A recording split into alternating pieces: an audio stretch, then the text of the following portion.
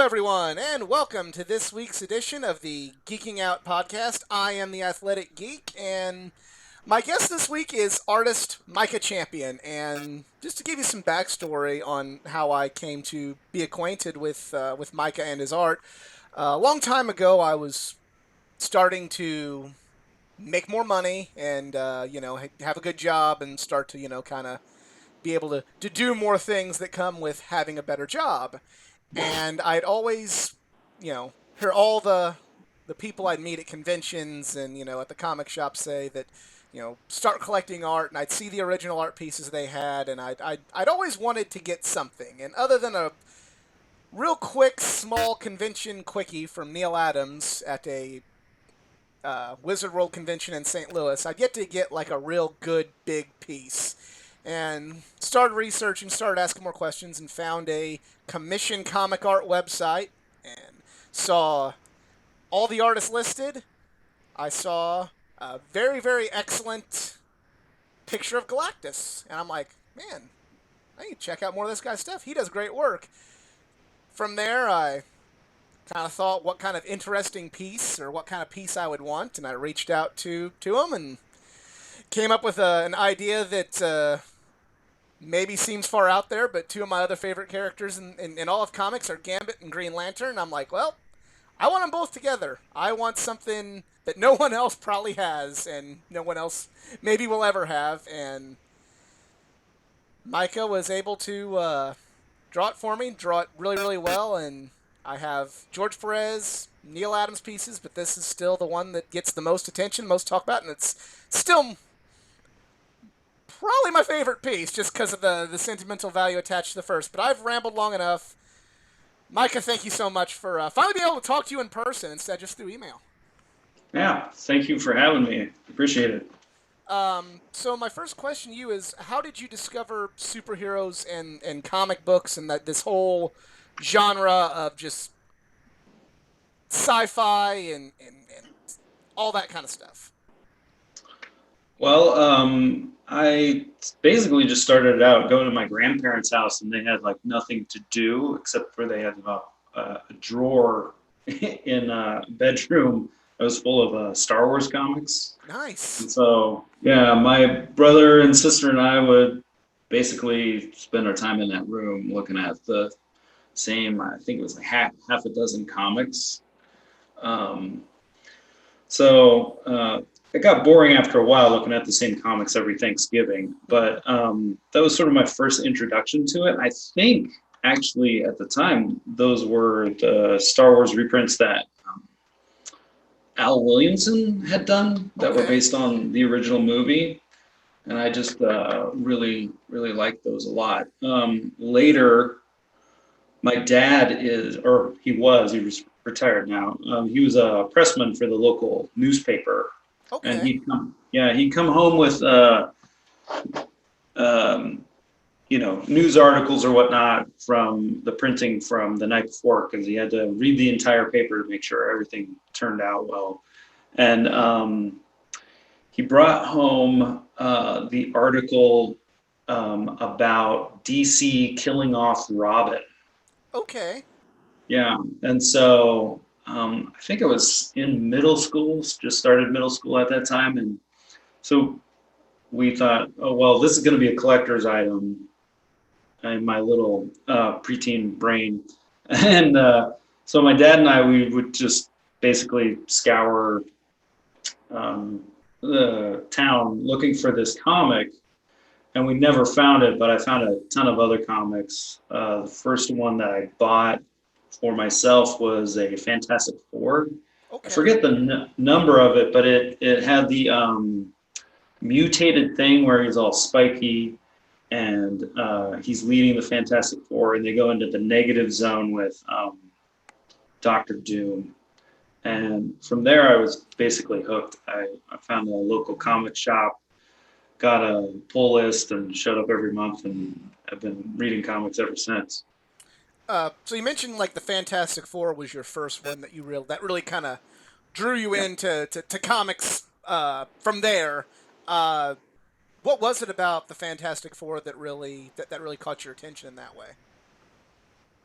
Um, I think it was just kind of like the fan, just sort of the fantasy of the whole thing. I grew up watching Super Friends and Spider-Man and His Amazing Friends and all that kind of stuff, and I always like really enjoyed the superhero genre, but the kind of total sci-fi out there aspect of them being in another dimension and was just sort of hit all the right buttons for me. I couldn't really tell you what that was, but I do remember I'd spend most of my time reading through the comic just to get the story, and then I'd go back and like look over the art continuously. And I was really drawn to like the line quality. The colors were more flat, and the paper was kind of a newsprint at the time, but I just I don't know what it was. It was just really dynamic, and I like the fantasy element. So you would, by doing this, did you kind of like through your comic collecting find yourself drawn to certain artists? You get really, really more excited. Like, oh, I can't wait to look at this. Has so and so's artwork, so I know this is going to be good. I need to start picking it up. Or was it just kind of a character thing? Uh, did you have like a were you no pun intended were you drawn into any particular artists after looking at comics in that way? Oh yeah, yeah. I mean, I think that was a primary motivation. It was just a visual medium. It was kind of a light read. It took me like 5 minutes to read, and then just enjoying the artwork. I really, ironically enough, ended up really liking Al Williamson stuff, and so I started collecting older work of his. I got a really nice, I think it's an IDW print of his X-29 um, comic series, and then that kind of took me back to Alex Raymond and the Flash Gordon, kind Okay. of classic Flash Gordon comic strips. Um, but yeah, at the time when I was, 12, 13, 14, I just liked following the artists, and I pretty much ended up following all the kind of classic comic boom artists that were out there in the late 80s and 90s, like Jim Lee and Todd McFarlane. And my favorite was, I don't know if I'm pronouncing his name right, was Wills Portacio. He did Wetworks with Okay. Image. And I don't know. I really like the dynamism that he brought to it. He had kind of different looking shape for characters and whatnot. The builds were slightly different, and I don't know. I just kind of liked that. I also liked characters who were big and bulky, like the Hulk and the Thing, and those kind of monster characters. So I would kind of go out of my way to collect things like the Fantastic Four, and of course, with the comic boom, I was buying all the X-Men titles and whatnot. Okay. So you mentioned that you followed certain artists. Um, was there any particular writers you like to follow, or was the writing kind of secondary with how you followed comics? Yeah, as a kid, it definitely was secondary. I mean, I definitely enjoyed the reprints of the X-Men with Chris Claremont, and I really couldn't have told you who he was at the time, but looking back on it, I really enjoyed his storylines. They seemed a little soap opera-y, Right. looking back on them. But yeah, I mean, currently I pay a lot more attention to who's writing and whatnot, since I'm, a storyteller myself, and Right. people just sort of have their own ticks. I mean, I think once you get into comics, I mean, everybody sort of hits the highlights with, the big names, like like currently like Tom King seems to Right. be writing nearly every other DC comic. Right. and you sort of start to notice his narrative patterns and whatnot. Neil Gaiman when he writes a comic, Mike Mignola, Yes. all those guys. Yeah, I, I enjoy reading all of them. Awesome. So, you mentioned that you were really kind of taken in by the Hulk and the X-Men and the Fantastic Four. You mentioned Claremont's run on the X-Men, but like, do you have any particular favorites? Fantastic Four story arcs, or Fantastic Four comics, or Hulk comics. What are some of your favorites from there? Hmm. Well, to go back to the kind of like the comic boom, I always liked the X-Men stories that were Jim Lee was a part of when they broke up the team, and they were having I think it was like it was Avalon, and Right. with the acolytes and Magneto pulling out Wolverine's adamantium and all that kind of stuff. That is awesome. I really enjoyed all the kind of like epic ending, where everybody gets together and tries to fight the big bad guy. I'm sort of ready made personality wise, I think, for like MCU movies and whatnot, where it always ends in something galactic. Right. Um, I really like the uh, I don't have no idea who wrote it, but I really enjoyed sort of the Silver Surfer comics, especially with his interaction with Galactus, and I think the comic that I enjoyed the most out of all of that was the one where Galactus has to fight the In-Betweener, Right. and the In-Betweener I think is a great character and a little underutilized. I think it's hilarious that he looks like he's wearing like a really short bath robe while he's fighting Galactus with planets, but that's just me. Um. So you become a fan of comics. You kind of taken in by the art, and some of the writing. You have your favorites. What made you want to start drawing, just drawing yourself and pursuing, just art and all things of that nature? Yeah, well, I think it was already there when I was like I said, I was backing up through the comic and then like reading it through again. I just couldn't kind of keep my eyes off of the art. Well, like you said, the writer and whatnot was kind of secondary when especially when I was a young kid. I basically started drawing or trying to copy what I saw in the comics. Um, like Gambit when he was first introduced in the X Men, and Aurora is like a small, little girl.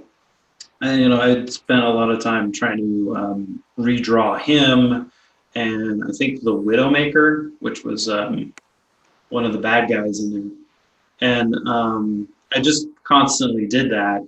Um, I didn't do it very well, and then one day I remember walking into the local comic book store, and I saw on the shelf the How to Draw the Marvel Way by Stan Lee and John Buscema, and I recognized John Buscema and his style, and he had drawn a bunch of Avenger comics that I had liked. I think there was one with the hero Gilgamesh who was in there. Anyway, so I picked that up. I still have a copy of that. I refer to it every once in a while. Nice. And yeah, so that started probably when I was 13. Yeah. Okay. So 13. Uh, did you decide to take?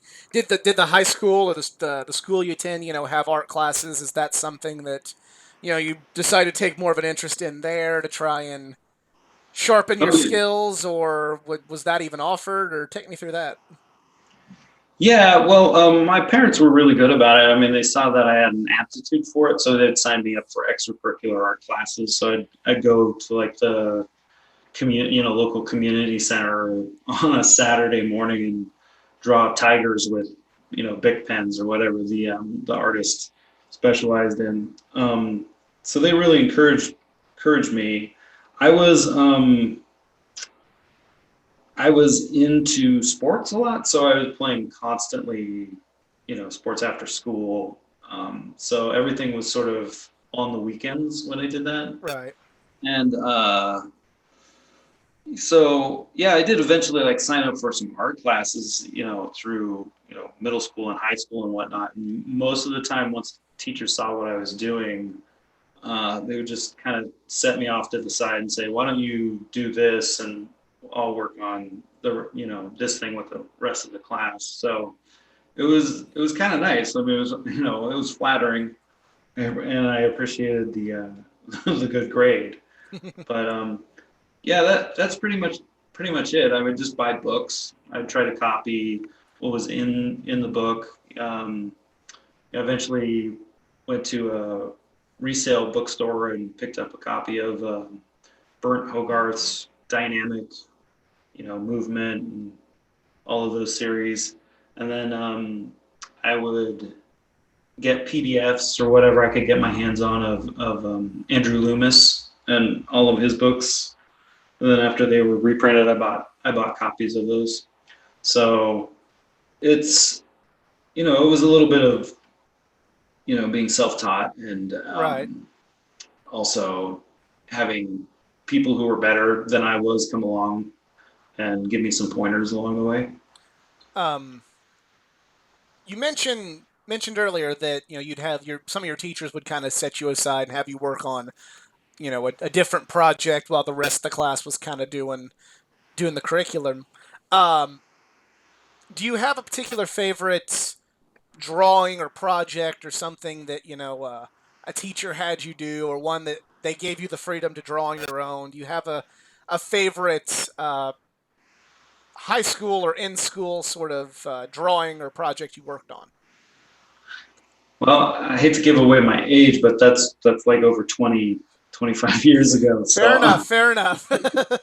um, yeah, no, I can't really remember of anything in particular that I drew. I do know that like I did not know anatomy very well, so there are some drawings that are at my parents' house that they've kept of mine in a box, and there'll be like a superhero-esque type person, like a pinup style thing that I just made up. And instead of having a quadricep, he'll have like a quinticep, you know. So um, I had fun drawing it. I mean, I had a lot of, enjoyment from that, but I wouldn't say there was anything in my past in high school or anything like that that really stuck out to me as like particularly good or anything like that. I never took drawing that seriously for a really long time. Okay. So, Now, okay, well, you just mentioned you didn't always take drawing that seriously. So, high school ends are, you have a knack for art. You've been getting advice and you've been studying it. Do you take this gift to higher education? Do you want to pursue, a career in art and studying it in college, or are you kind of going with more of the sure thing of like, well, that may not be the smartest career. Maybe I should study something else. Maybe I should get a job. Did you think about, you know, did you or did you think about taking art further into higher education? I did briefly, but I really didn't want to be an artist. When I went to college, I got a bachelor's degree in Russian and Eastern European studies, Oh, and I wanted wow. to work. Yeah, I wanted to work in government. So that really, I mean, I always enjoyed drawing, and I kind of kept it as a personal thing. And I should have caught a clue. I mean, I had a number of people, that were not related to me come up to me and say, hey, maybe this is something you should think about as a career. And I would always say to them, yeah, I don't want to make it something that I have to do, Gotcha. you know. And I think what they saw that I didn't see is that, even if it was a job, it would be something I'd be good at and I would enjoy. And those are two things, as an adult when you're working, you don't always get that from whatever you're doing for money. Um, sometimes it's just punching the clock and Right. doing your job and then going home. So yeah, I really didn't take it too seriously until actually after I had kids. So Okay. yeah, which is a weird time to do it.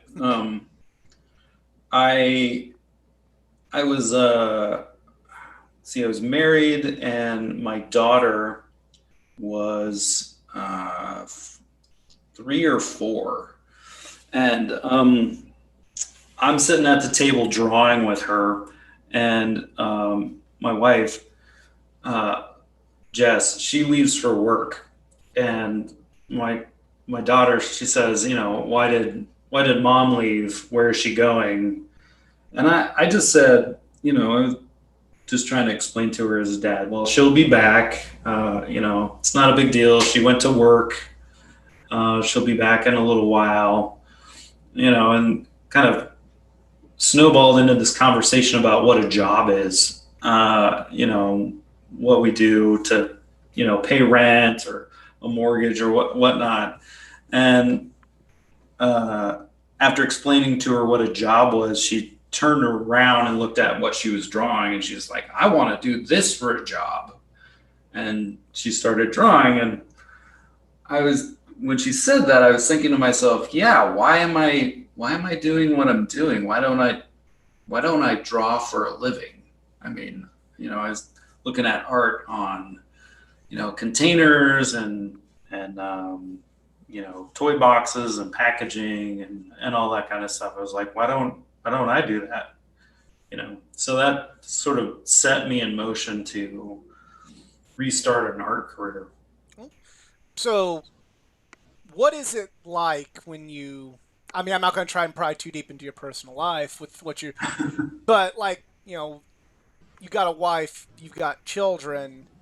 How difficult is it to, kind of collectively come to the decision that you're gonna stop doing your current job or stop doing a job that is at least guaranteed money in terms of your paycheck to, becoming a freelance artist where it it can be feast or famine, and you could sometimes be having lots of money and sometimes you got nothing coming in.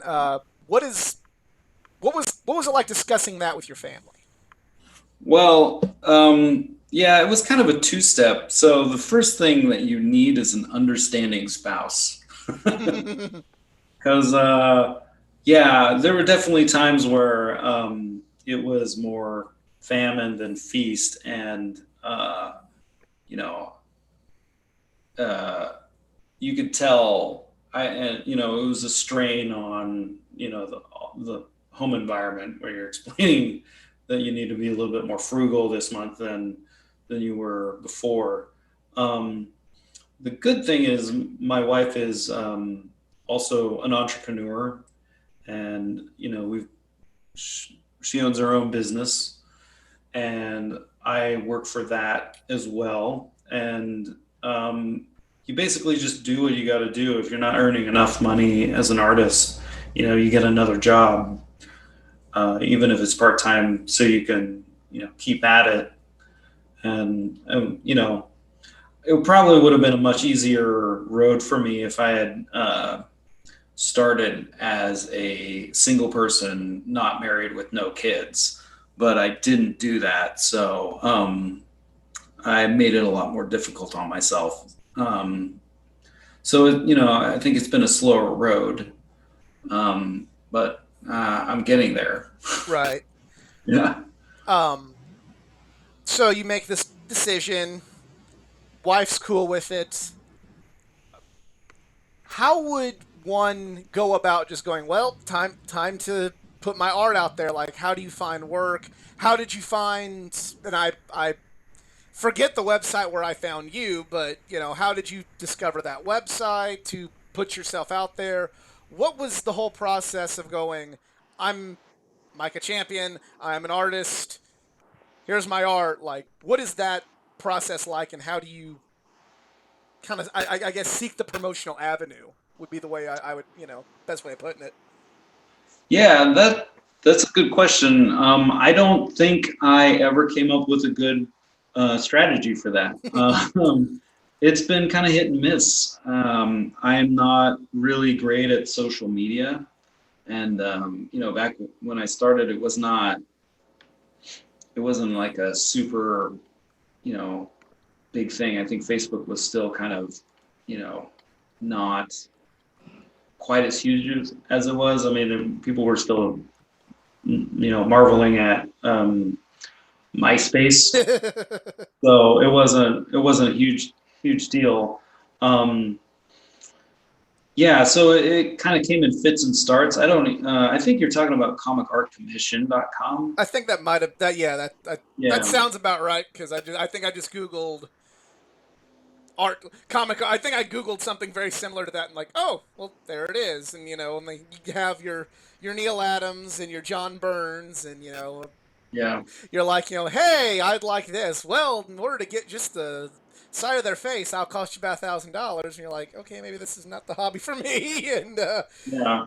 um, Yeah, it's gotten bigger in recent years too. I remember going to a comic book convention as a kid, and it was basically just comic book vendors.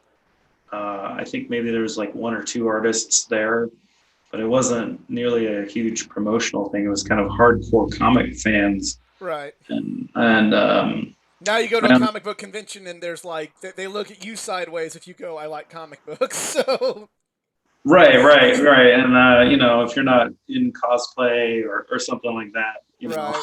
you like get And a even side. and even if you're in cosplay, Right. I was looked at weird for being John Constantine at a convention once because Oh yeah. they're like, so you're not Doctor Who? No. Why Yeah. wouldn't you be Doctor Who? I'm a more obscure person. Yeah, yeah. You have to kind of explain why you're wearing a suit and tie and whatnot. I thought the cigarette would help, but I guess it did not. But Yeah. Well, as long as you have like a katana blade strapped to your back, most people are like, he's something, you know. exactly. Um, Right? but kind of going back, you put yourself out there on, you know, in a very, very like more difficult time period. Uh, do you remember like kind of your first quote unquote break when it came to commissions or art to where you're like, okay, this is worth it, this is good, this wasn't chasing an impossible dream. There's some levity to being a full time artist. Do you remember the project or the anything about that? Yeah, I wish there was like one aha moment where it all kind of came together and gelled. But yeah, that really hasn't happened. Basically, I think life has sort of given me enough encouragement to keep going, and I've become, resolved or at peace with the fact that this is what I'm going to do and I'm going to make it work. Um, I really didn't fit into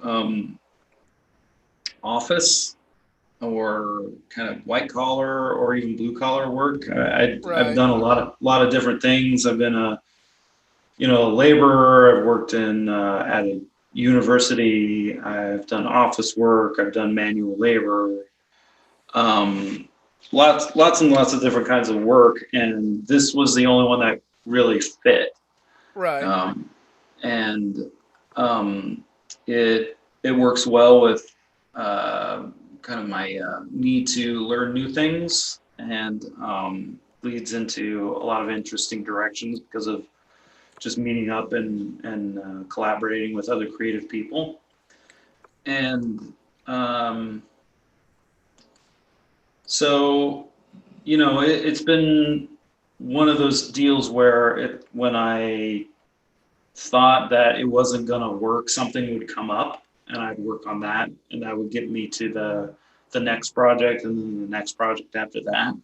Um, I think what's been really encouraging recently is I decided that I was just going to not be on social media nearly as much at the beginning of this year because I was spending an inordinate amount of time working on posts and having people notice me on Instagram, and for some reason I was just not very good at it. I really don't know what the secret is behind all of that, what the algorithm is, Right. but I studied quite a bit about it and took online courses and whatnot. Nothing ever really clicked. So instead of doing that, I decided to spend more time just working on longer term projects and advertising myself to people who are interested in my skill set. And that's actually been a lot more productive, actually. Okay. Um, yeah, so I'm not as active on social media, but I'm actually working more on helping other people kind of realize their creative vision, or whatever their story is and what they're working on.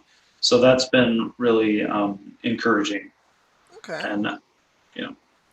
Um, so you've done a multitude of commissions, and I remember when I first found your page, you were working on you were working on some kind of book at the time, if I recall correctly. What was it? If I'm not mistaken, what was that book about? It might be The Brood. Have been posting that on Webtoons, and you can also get the first issue if you sign up for my newsletter through my website. And I will include a link to that in the description box below. So, Cool. Yeah, yeah, that's kind of a project that was started by me and Chad Huskins, who's an author. He writes novels. You can actually buy a lot of those on Amazon, and I think he's got one on Audible as well. awesome. Anyway, yeah, he had this idea. He wanted to collaborate. This was several years back, and he had this idea, and he basically gave me five different ideas. All of them he had written as a novel already, and The Brood was the only one that was just basically an idea. And I, said, yeah, let's work on this one so I can be, more invested in the story and have it be more of a collaborative process. So we wrote 2 issues. I'm still working on the second issue since it's a personal project. I have tried to, make it profitable a few times, but I haven't had enough people, sign on to actually just be able to do that. So I do it between projects. But yeah, it's a really good story. I'd like to someday, finish it out and give all the characters, a satisfying resolution. I mean, I've had those characters inside my head for years, so they're sort of living their own lives in my imagination. I just need to get it on paper. Um, for to not spoil too much because we want people to purchase your book. What can you say to kind of give you an idea on what your book is about? Like if you were to pitch this to a fan, how would you describe Sure. your book? Well, again, you don't actually have to purchase it. You can just get it by signing up for my newsletter. It's also on Webtoons and kind of a Webtoon format. Okay. It's just The Brood. Um, it's basically about a kid named Cody in the future, and the story starts with him in an escape pod, and he's just basically trying to survive in deep space. And he gets picked up by this ship.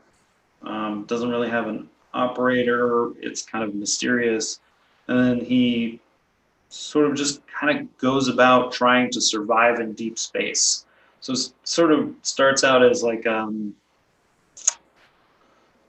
sort of like a Robinson Crusoe type story where he's got to figure out how to survive, and then of course more things unfold as he's like in the ship, exploring the ship. You know, dangers present itself. He makes a friend maybe um, with a robot. So yeah, it's kind of in the same, maybe like a sci-fi version of a Robert Louis Stevenson book. You know, Okay. like a Mysterious Island, or 20,000 Leagues Under the Sea. Um, so I saw quite a few of the commissions that you'd done for other people, and it's what made me reach out to get my first real commissioned art piece. We've mentioned the struggles potentially financially when you decide to embark on art as a career. Hmm. Um, but do you have doing the comic art? Is there any like any particular project you remember, or any particular commission you did where you're just like, not only was it financially rewarding because they paid you, but like where you're like, damn, that was great. Like, oh, I love this one. I got to experiment. This was fun. Where you also get that kind of that creativity satisfaction along with the financial satisfaction. Do you have any remember? Yeah, well, this isn't actually comic book related, but I did work with a children's literacy company. They Okay. go through the test uh, for basically literacy in young kids, and they had me draw a bunch of uh, characters for kids' books, and Okay. that was a lot of fun. I didn't realize I was going to have as much fun with that as I did. Um, but they're very cartoonish. You could see um, kind of several examples of what I drew on my website in the gallery. But that was a lot of fun, and they paid really well, and that was one of the first projects where I thought, maybe this will actually work. Um, so Okay. uh, other than that, I really liked. Let's see, what's another good one? I had a commission where, well, basically anytime I get to draw Galactus, I enjoy myself. Um, just his helmet. I'm not sure what it is about that. Jack Kirby was kind of a genius when it came to, designing. I don't think I could have ever come up with a character who can wear a helmet that's almost the size of his torso, and he's purple and blue and whatnot, make it look compelling. But Galactus, like anytime you let me draw Galactus, I think I'll be happy. So everybody listening, definitely, if you're a Galactus fan, look him up because not only gonna be helping out a pretty good guy, but you're also gonna be making him happy creatively to get to draw that. So Yeah. definitely, for all the Galactus fans listening to this podcast, hit Micah up. Yeah. um, we talked a little bit before we started recording, and you kind of mentioned a little earlier that you taking advice of the people that knew more than you.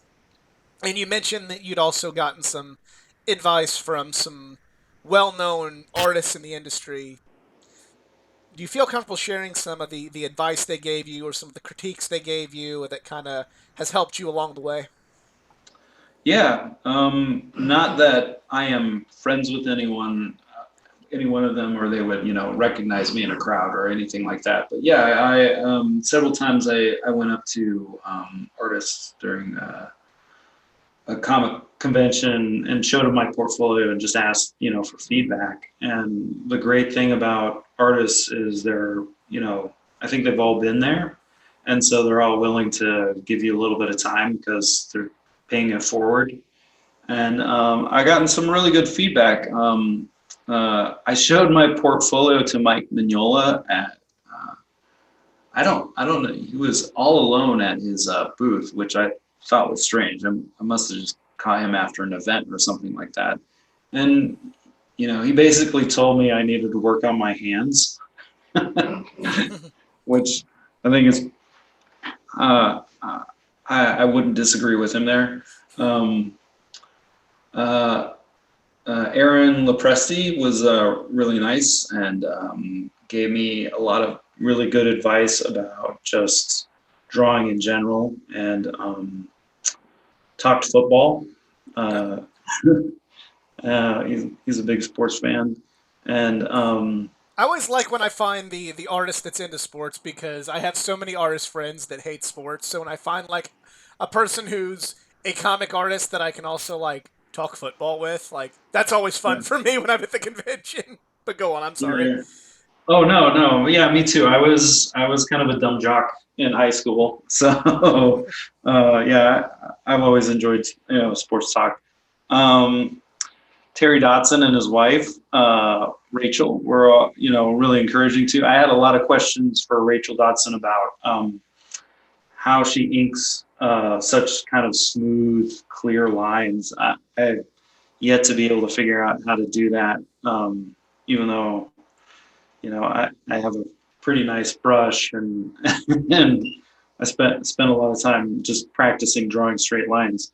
Um, she was incredibly nice. The guy who actually probably has helped me out the most is Dustin. I don't know how to pronounce his name. Dustin Wynn. He did Little Gotham. Okay.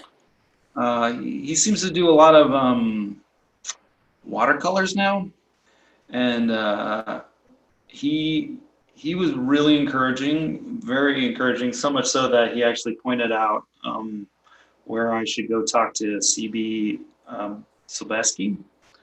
I think he's at right now. He's like the editor at Marvel, Okay. editor in chief or something like that. And at the time, he was just kind of well, I shouldn't say he was just, but he was a kind of a talent guy. So I went and talked to him, and they gave me several scripts from Marvel issues that you've already seen and probably been drawn better by other artists. But they gave me a test, and I drew that and sent that in.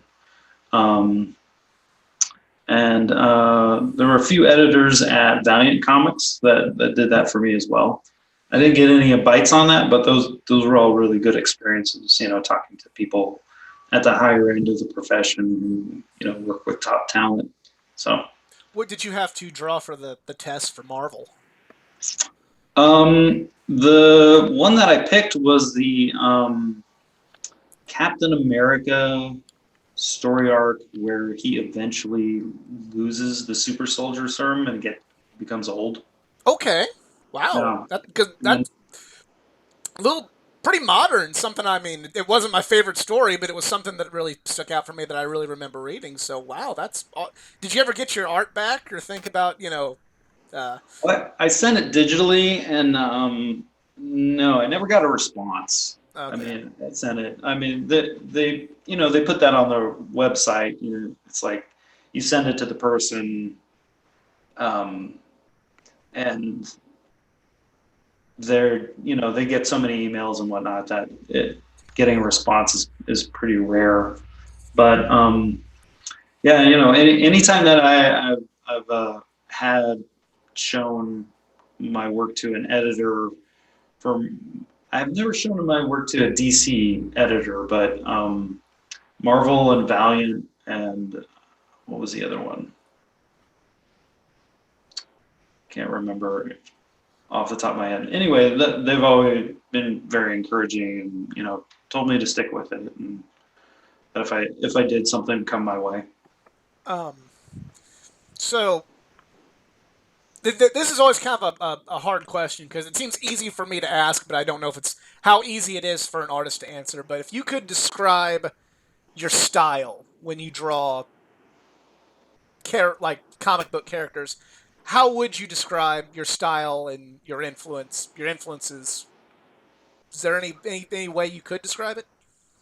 Well, I mean, the easiest way to start that is just my influences. I mean, I have a lot of influences. I don't think I draw in particular anyway like they do. I think, like I said, Alex Raymond and Al Williamson are just my two favorite artists. And anytime I look at like a Rip Kirby pen and ink drawing, or anything that Al Williamson did for EC Comics, or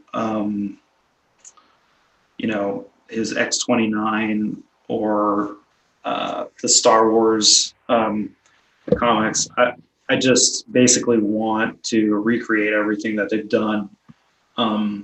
So they're really my kind of first big influence, and the most they left the largest impression with me. Okay. Um, then after that, I mean, it kind of goes down the list. Mark Schultz with the Xenozoic Tales, or Zenith, so I can never pronounce that right. Um, uh, the modern guys that I really enjoy, I still really like looking at Jim Lee's stuff. I mean, it's really dynamic and it's got a lot of energy. You know, the cross hatching might be a little much, but it's all part of the deal, and I enjoy looking at that a lot. I think for modern artists, uh, I think you always have to like the top modern guys. I love Chris Somney. Okay. Yeah, he's I'm a fantastic. huge fan of Chris Somna. Yeah, He's from the St. Louis area, so I've got to meet him a couple times. He's an awesome dude.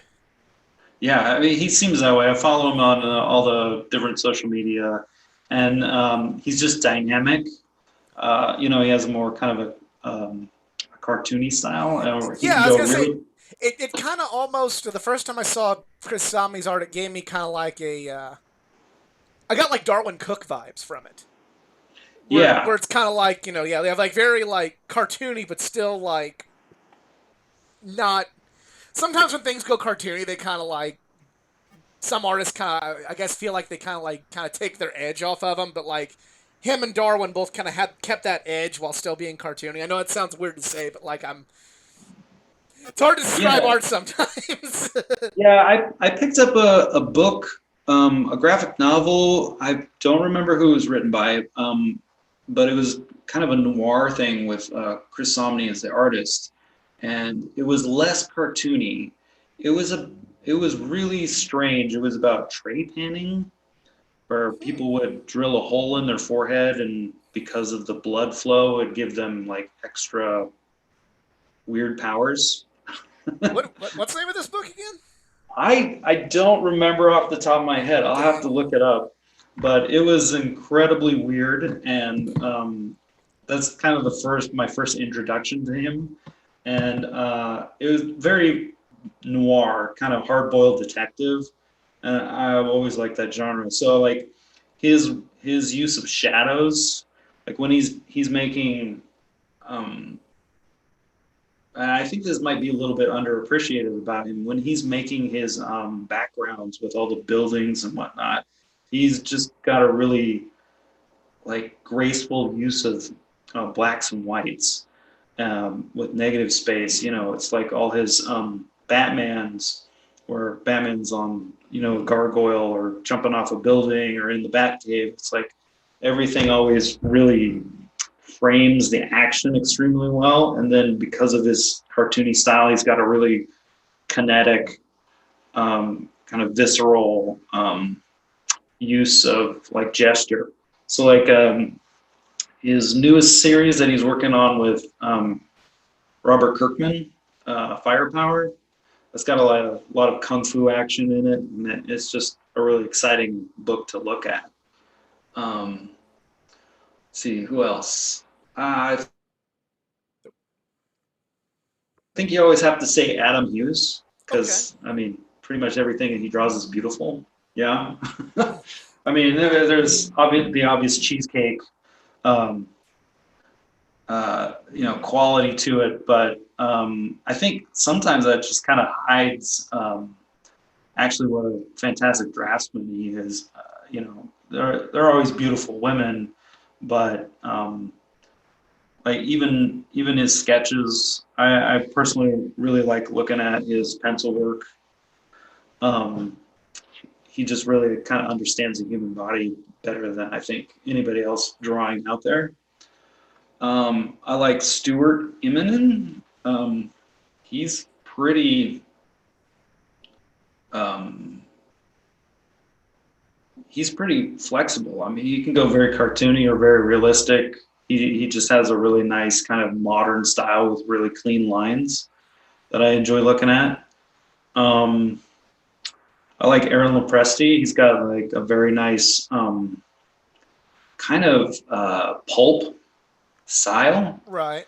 Yeah, and like with his Kit Carter stuff, it's he's he, you can see this too, like in his writing, he's got kind of a Tex Avery Warner Brothers cartoon type sense of humor when he's drawing that stuff. And it's really dynamic.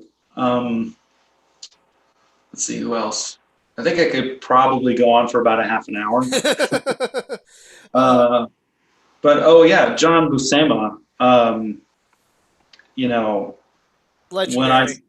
yeah, when I saw him drawing, obviously like Conan and whatnot, but just looking in the How to Draw the Marvel Way, there's a picture of Namor the Submariner on a rock, and he's like got his back turned, but then he's looking over his shoulder at you, and just kind of like the rippling muscles. They always look kind of like liquid mercury, the way he draws people, like it's a panther waiting to pounce.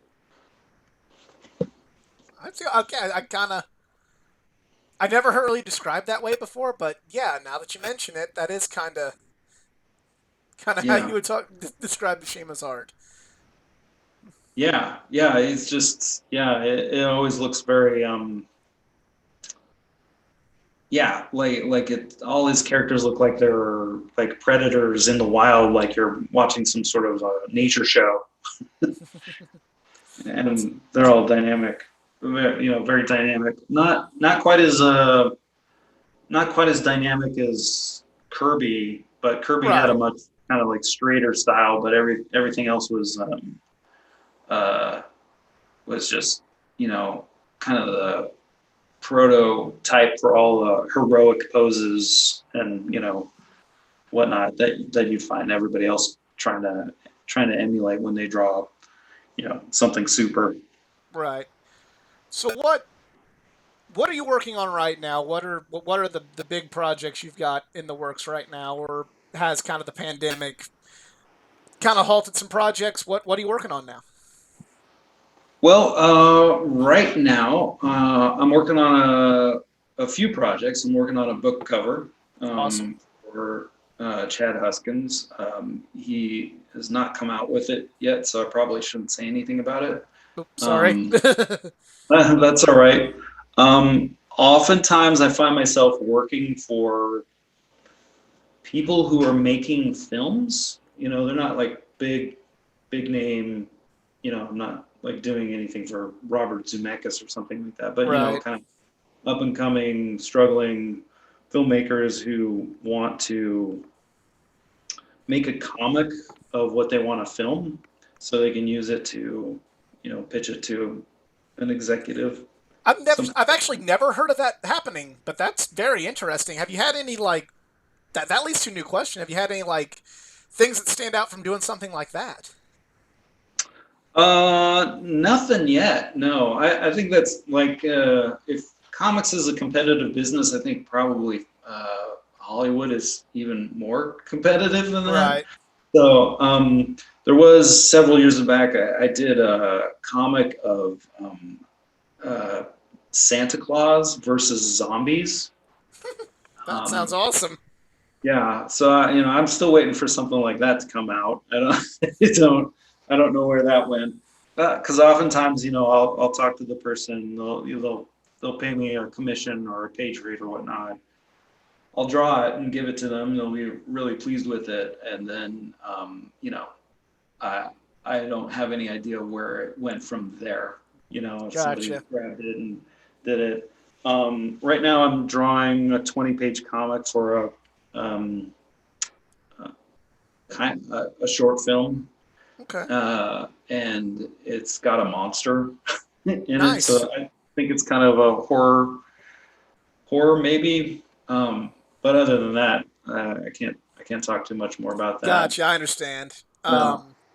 Are you still open? I mean, sounds like you're doing quite a bit of work right now, but are you still open for commissions if somebody'd like to buy a commission? I can tell you from experience, and as you're seeing it on the YouTube screen, it is he does great work with commissions, and I can't recommend him enough if you want to get something. But are you still open to that, or is that kind of a Yeah, yeah, absolutely. It's one of those funny things. It's like when I was doing a commission for you, I basically had a wide open schedule, and I was just trying to hustle and get as much work as I can. Um, I do have some, exciting stuff that's coming down the line, but it's several months away. right? But I am always open for commissions.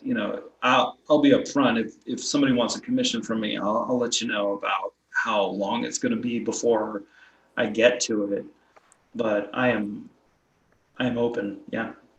And where can they find you if they want to on social media? If they want a commission, uh, where can they Yeah. find you at?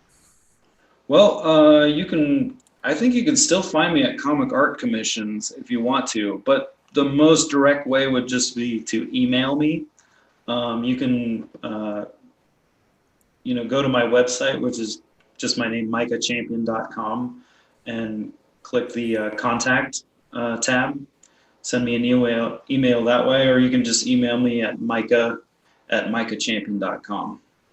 Awesome. And do you have? I know you said earlier you weren't a big social media guy, but I know if they want to check out more of your stuff, a lot of people more about social media to look things up than websites. Do you have anything like that where they can see your work? Yeah, yeah. I actually just posted a picture of Superboy on Instagram today. Awesome. Yeah, I drew that over the weekend. I was watching Young Justice on the TV, so I had a couple extra moments. Yeah, yeah. I'm on Twitter. I think I'm just at Micah Champion. Um, on Instagram, I'm at Micah Champion Art. Um, see Facebook. I think it's just Micah Champion Illustration. Awesome. And do I have any other social medias? I don't know. I think I have a YouTube channel, but I posted, a couple videos to there. I'm not a fantastic video editor. It's they're just time lapse videos with me. I think there's one where I'm talking over it, but it's not super great. Right. Well, I really appreciate you for coming on. I really appreciate getting to actually talk in person to you. Because you're the one that really kickstarted me being interested in collecting art, and you know, you were really patient with me for a very, very what some would say was a very outside the box and weird sort of idea for a commission, but you took it on. You did it exceptionally well. It hangs with pride in the hangs with pride alongside Neil Adams and George Perez. So I Yeah, really that's pretty flattering.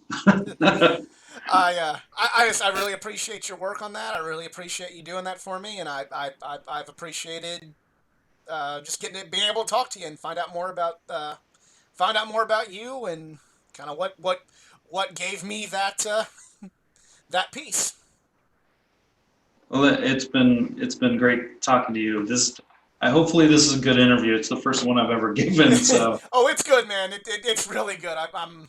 I enjoyed talking to you, and I'm sure my the people that subscribe to my channel for the comic book content, I'm sure they'll really appreciate it. And I'm really hoping that some of them hit you up for a commission because you won't be disappointed if you get a commission from him. And even if you're not like big on the comic books, I know from looking at his Instagram, he does other characters too, and he does them very well. So definitely hit Mike up on his social media pages. And I know the pandemic's been hard on everybody, but if you got the money and you're wanting art, give him a look. Give him a look. Yeah, And I like doing weird stuff too. So not well. Maybe I should rephrase that. Weird stuff like Gambit and Green Lantern. right, Yeah. yeah, don't get too Yeah. weird. But thanks to Micah Champion for being on this episode. If you enjoyed it, please give it a like, share, subscribe for more content, not just from the world of comics, but from the world of pro wrestling, gaming, anime, and all things geek culture. Follow me on my social media pages, facebook.com/athleticgeekA9, Twitter @athletic_geekA9, Instagram @athleticgeekA9, and if you would like to contribute to this channel financially, I am on Patreon, patreon.com/athleticgeekA9. Check out Micah Champion, check out his social media pages, and definitely hit him up for a commission. Great work. Thanks to Micah again, and we'll see you next time.